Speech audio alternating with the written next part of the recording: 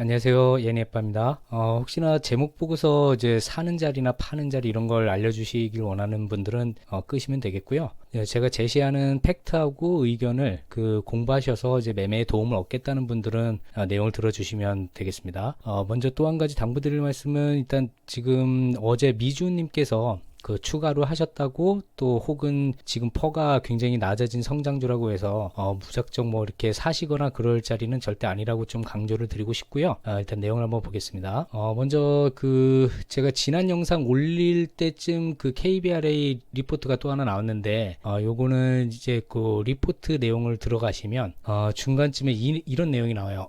CND 여기 이제 디폴트 내용인데 지금 번역해서 보면은 일단 중요한 내용은 그래요. 비율 트리거 그러니까 계속적으로 일단 정확한 거는 뒤에 그래프를 보고 설명드리겠지만 지금 한 다음 달에서 다음 분기 사이에 트리거를 위반할 수 있다고 지금 KBRA에서 이제 예상이 처음으로 나온 거거든요. 그 전까지는 뭐 애널들이라든지 각 기관들에서 발표한 뭐 위험할 수 있다 뭐 그런 거를 저도 KBRA 데이터를 계속 보면서 높아는 지고 있지만 업스타트 CEO가 어닝콜이나 이런 부분에서 안심시킨 부분도 믿고 KBRA 데이터를 눈으로 직접 보고서 판단을 좀 하고 있었는데 지금 KBRA에서 이번에는 직접적으로 언급을 한 거기 때문에 좀 위험한 부분이 있긴 있습니다, 확실히. 그래서 그 내용이 CND 비율이란 거는 이제 누적 부도율이거든요. 그거를 이제 초과하게 되면은 뭐 미지불 어음 클래스에 대한 원금을 지불하고 뭐 가용자금은 선순위 거래 수수료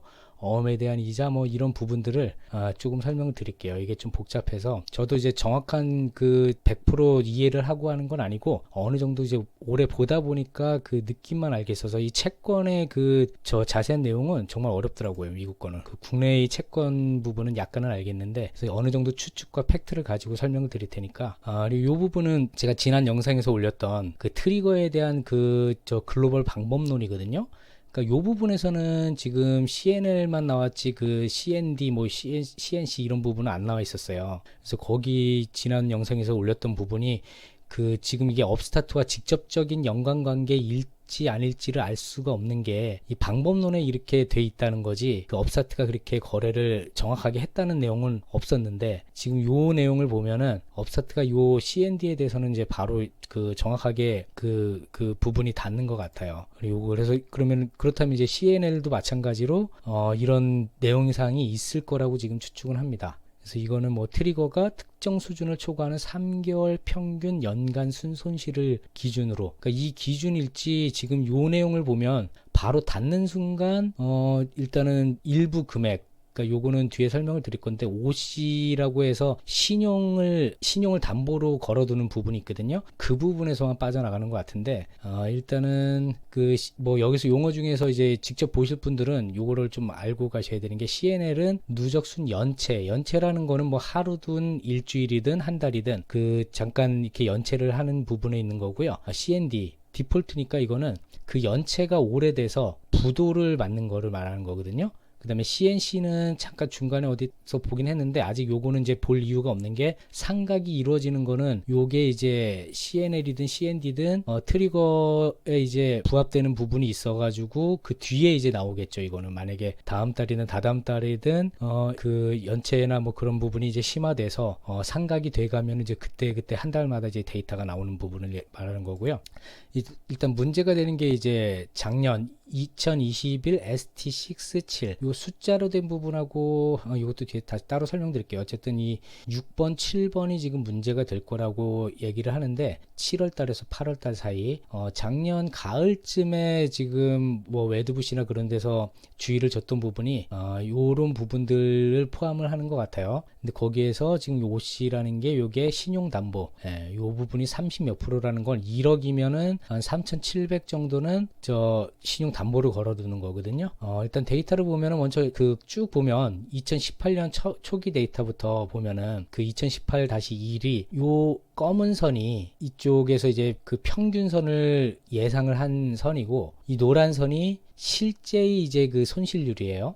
점선은 이제 예상이고 요 줄선은 직접적인 데이터. 그래서 이거를 쭉 따라가고 있죠. 예상 데이터랑 요 빨간 선, 요 트리거 부분인 요 부분을 닿았을 때 이제 문제가 되는 건데, 일단 이 숫자 시리즈의 그 OC라고 해서 신용 담보 부분이거든요. 그러니까 이거는 예를 들어서 1억이면 뭐 973만 원을 담보로 걸어 놓는 거를 얘기하는 거거든요. 근데 그 부분이 지금 현재 거의 2018년도 거니까 많이 갚아 나갔을 거 아니에요. 그 신용 향상, 그 담보 부분이 신용 부분이 이제 86.84%까지 아주 훌륭하게 성장을 했기 때문에 이게 그 등급 자체가 올라간 데이터거든요. 요 앞에 것들은 이게 쭉 보면은 일단 요 숫자 부분은 계속 그 예상보다도 아래이죠. 쭉 보고 지금 그리고 2019년 1월 거 보면은 그 예상과 그 트리거를 맞닿았더라고요. 이렇게 좀 약간 그때 그 KBRA도 업사트도 데이터를 조정을 하면서 이제 그 실험을 좀 어느 정도 했었던 것 같아요. 과거 데이터로 보면. 그리고 쭉 넘어가다가 이제 2020년도만 해도 이제 더 낮아졌었죠. 그래서 훨씬 더 안정적으로 보여지는 게 있었고, 2021년도 여기서 이제 이 숫자 부분이가 업사트는 이제 세 가지 시리즈가 있는데 그것도 뒤에 한번 설명 다시 드려볼게요. 여기서 이 숫자 부분은 크게 데이터상 문제가 없어 보이죠. 그렇죠? 그 부분을 이제 따라가는 부분이라든지 요 ST 시리즈 이제 요 시리즈 중에서 두 가지가 지금 문제가 생긴 건데 이것도 마찬가지로 2020년부터는 데이터가 아주 안정적이죠. 이 노란 선이 그 예상보다도 트리거는커녕 예상보다도 낮았기 때문에 더 위험도를 감수할 수 있는 여력이 있었던 것이죠. 그래서 쭉 보면은 요 3 시리즈부터 이제 닿기 시작해요. 그러니까 2021년 그 여름 전부터는 예상과 비슷하게 이제 가기 시작을 했고, 그 다음에 요 4 시리즈부터는 이제 아주 약간 벗어나서 좀 더 이제 위험한 쪽으로 가는 방향이 있었거든요. 여기 5만 해도 지금 닿을까 말까. 이 5만 해도 지금 그 한두 달 뒤에 닿는 쪽으로 급격하게 뭐 이동을 할 방법도 있을 것 같긴 한데, 중요한 거는 이제 우리가 여기 말에서 나왔던 요 선을 예상선, 요 실선을 보면 중간에 요 부분이 한두 달 정도 닿을 수 있는 걸로 보여지죠. 요게 특별하게 낮아지지 않는 한 지금 한두 달 사이에 트리거를 닿을 수 있다고 생각이 돼요. 근데 요 다음 거 7번도 보면은 요 닿기 일보 직전이죠. 요거는 뭐 당장 다음 달만 해도 닿을 수 있다고 지금 보여지는 거고요. 요거 8 시리즈도 지금 한두 달 뒤에 보면은 좀 더 올라갈지 아니면 요대로 예상처럼 닿지 않고 아슬아슬하게 스쳐 지나갈지. 지금 9 시리즈는 뭐 좀 그 아래에 좀 있는 것 같고요. 10 시리즈도 마찬가지고, 이 뒤에 거는 아직 뭐 한두 달밖에 안 됐기 때문에 데이터들이 안 나온 것이고, 그래서 C2라고 해서 요게 뭐냐면 C2 신용 향상을 시키는 거거든요. 초기에 30% 신용 담보를 잡고 그거가 이제 늘어나면은 그 플러스가 되면은 신용이 향상된 거기 때문에 데이터성으로 안정적으로, 아까 숫자 시리즈에도 보면은 그 10%인데 초기에 이제 10%를 신용 담보로 걸었는데 19%까지 늘어난 거, 이런 것들은 이제 등급이 뭐 BBB 마이너스에서 BBB 플러스나 BB 뭐 A나 이렇게 올라가는 것들이 있거든요. 그래서 지금 중요한 거는 뭐 요 ST6하고 7이 문제가 된 거고, 그래서 지금 내용을 보면 CND 트리거가 위반되면은 OC에서 이제 그거를 좀 주고 나서 그 주다가 이게 완전히 상각 단계까지 가지 않고 완전히 채무 불이행이 되지 않고 중간에 좀 안정화되면은 그 OC가 다시 이제 그 부분이 기준이 돼서 그 뒤로 다시 간다, 뭐 이런 내용인데, 요 부분이 일단 그 지금 미수금이거든요. 요 미수금을 보면은 과거 거 2020년도 초기 거만 봐도 미수금이 거의 많이 갚아졌죠. 반 정도로 줄어드는 모습을 보여지는데, 지금 요거는 뭐 20몇 개월씩 지난 거니까, 그러니까 요것도 지금 뭐 8, 9개월 정도 지나서 지금 좀 쌓였지만 나중에는 그 갚아가는 게 더 커져서 요게 많이 줄어들 수도 있는 부분이지만, 어쨌든 트리거에 닿는 거는 지금 그 뭐 돈이 일부 좀 업스타트에서 그 담보 금액에서 일부 주는 것 같은 거거든요. 지금 요게 이제 2월 되는 거, 요만큼이 지금 현재 연체돼서 다음 달로 2월 되는 게 1000만, 10만, 100만.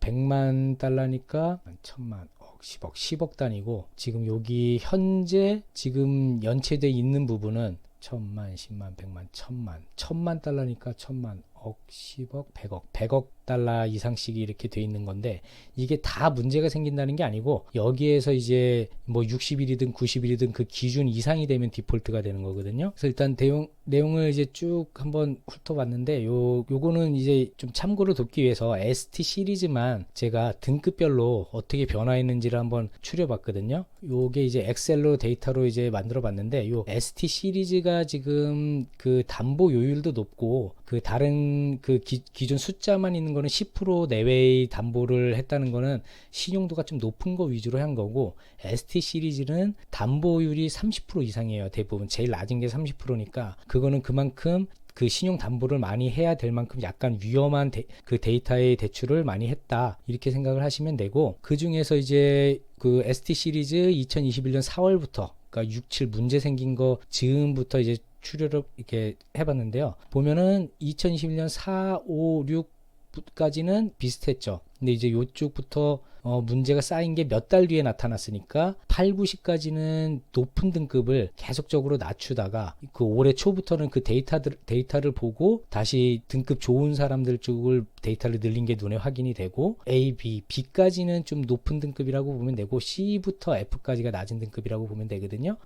마찬가지로 이것도 A도 조금 높은 등급은 줄여가다가 이제 다시 그 작년 말부터 늘려가기 시작했고, B 부분은 계속적으로 조금 줄이다가 또 늘려갔고, 여기 이제 낮은 등급인 부분이 가운데 부분은 좀 줄여가다가 다시 조금 아주 그냥 이거는 뭐 거의 평균이라고 보면 되고요. 요 D 등급, 그러니까 CD 등급이 이제 중간에서 중간 살짝 아래, D등급까지가 제일 많이, 그 D등급, 2등급이 대출자가 제일 많거든요, 업스타트에서는. 근데 D등급만 해도 뭐 거기서 거기로 조금 줄였다가 지금 최근 조금 더 줄이고, 2등급이 이제 그 많이 늘렸다가 등급이 안 좋은 사람들을, 거의 하위권인 사람들을 많이 늘렸다가 이제 작년 말부터는 좀 이제 줄여 나가는 게 눈에 확 띄죠. 그 다음에 F등급, 이거는 거의 대출, 그러니까 2등급부터는 솔직히 일반 은행에서 대출을 거의 못 받는 사람이거든요. 그 D등급은 대출을 받아도 금리가 굉장히 높다든지, 어쨌든 그 낮은 등급 F등급은 아예 지금 좀 늘려가다가 안 되겠는지 이제 지금 현재는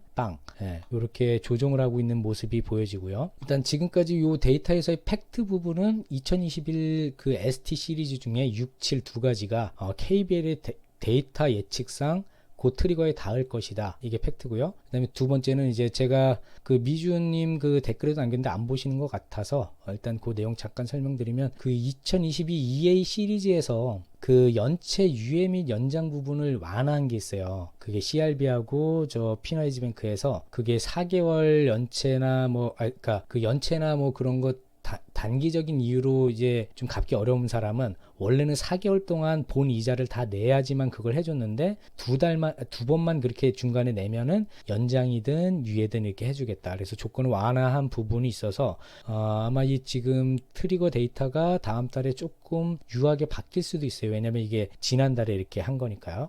그래서 지금 요거 제가 파악한 바로는 그 담보 비중이 이제 적은 그 그러니까 숫자만 있는 시리즈가 있고, 숫자에 A 이렇게 그 알파벳 붙은 시리즈가 있고, 그 다음에 ST가 들어가는 시리즈, 이렇게 세 가지가 있는데, 그 중에서 이 ST 시리즈 요 부분이 지금 제일 그 신용적으로도 좀 안 좋은 데이터들이 많고, 나머지는 좀 그래도 아직까지 안정적인 흐름이거든요. 특히 숫자 시리즈가 금액적으로도 채권 유동화 금액이 워낙 크고, ST 시리즈는 그거에 비해서 금액적으로 그렇게 큰 부분은 아니에요. 하지만 어쨌든 요 데이터가 안 좋게 나오면 영향을 받을 수밖에 없으니까.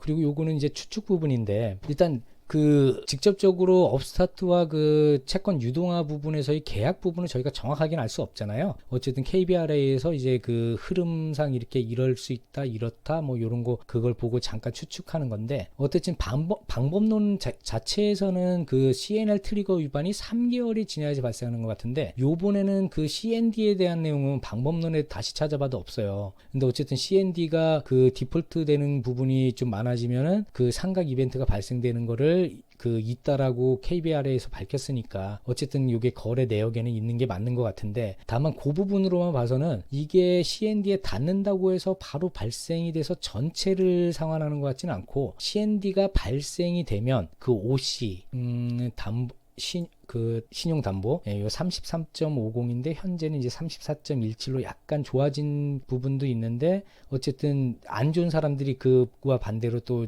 많아지고 있는 거니까 요 부분에서 그 OC 부분에서 그거를 처리를 하고 남는 돈으로 뭐 이제 또 그 뒷부분에 또 처리를 하고 그 3개월 그 이내에 그게 문제가 처리가 되면 OC에서 남는 돈이 다시 그 남은 돈으로 기준이 돼서 이렇게 삼아진다. 뭐 복잡한 그런 내용인데 어쨌든 저희는 지켜봐야 될 게 아직 닿지는 않은 거고 그 아까 이번에서 본 것처럼 지금 조건 완화한 부분이 어떻게 작용하는지를 지켜봐야 되는 거고 데이터 그 그래프만 봐도 솔직히 이 초기가 좀 타이트하잖아요. 그 뒤부터는 조금 이렇게 여유가 있고 그래서 과거 거 데이터들을 봐도 초기에는 그 틀이거나 예상보다 좀 차이가 없다가 뒤로 갈수록 좀 좋아지는 부분들이 있으니까 이렇게 보면은 그래서 지금 아주 글쎄 일단 저는 걱정을 되긴 돼요. 왜냐면 전 데이터를 보고서 지금 요 투자를 하고 있기 때문에 일단 그 뒷부분에 중요한 내용은 제 생각은 다시 한번 말씀드리겠고 일단은 또 이제 그 상환이 발생이 되고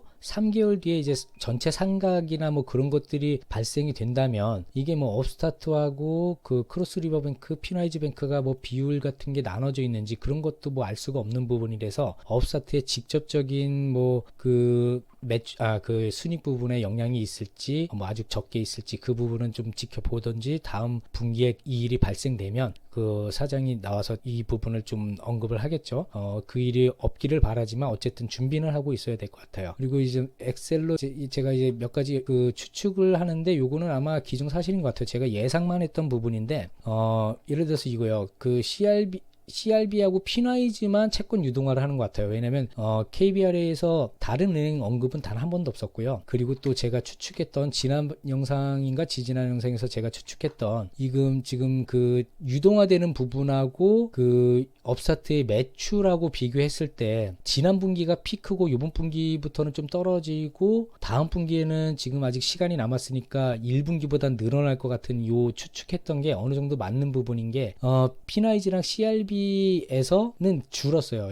지금 보면은 요게 2021년도는 고객의 10% 이상이 요게 크로스리버뱅크고 25% 요게 피나이즈뱅크거든요. 근데 2022년도 지금 그 한 분기밖에 없지만 거기에서 데이터로는 그 크로스리버뱅크는 46% 줄었고 그 다음에 피나이즈뱅크는 31% 늘었어요. 근데 하지만 여기서 둘 다 합쳤을 때 요게 85%고 요게 77%잖아요. 그러니까 지금 그 여러 은행들이 계속적으로 늘어나는 그 은행들은 각자의 자체 대출로 그 데이터가 나오는 것 같고요. 그 다음에 업스타트나 이런 데서 신용평가를 해가지고 지금 직접적으로 넘기는 거는 요 두 은행에 한정되는 것 같습니다. 그래서 KBR의 데이터에서도 그렇게 나오는 부분이 있는 거고요.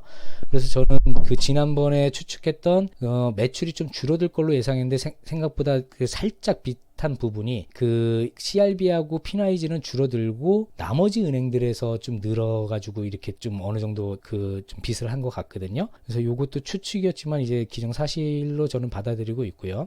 그 다음에 지금 뭐 러시아발 뭐 그런 것 때문에 하이힐드 채권이 뭐 안 팔리면은 여기 업스타트 유동화 대출에 문제가 있을 거다라는 그 기관들이 있었잖아요. 그것도 아직 생각보다 그 하이힐드 채권 자체가 문제가 크지는 않은 것 같아요. 그냥 평균 정도 수준인 것 같아요. 지금 여기 잠깐 올라온 거. 앞으로 뭐 더 올라갈지 진짜 러시아가 부도가 났을 때 어떻게 될지는 그 데이터를 봐야지 알겠지만 지금 걱정할 당시 그 부분은 아닌 것 같고요.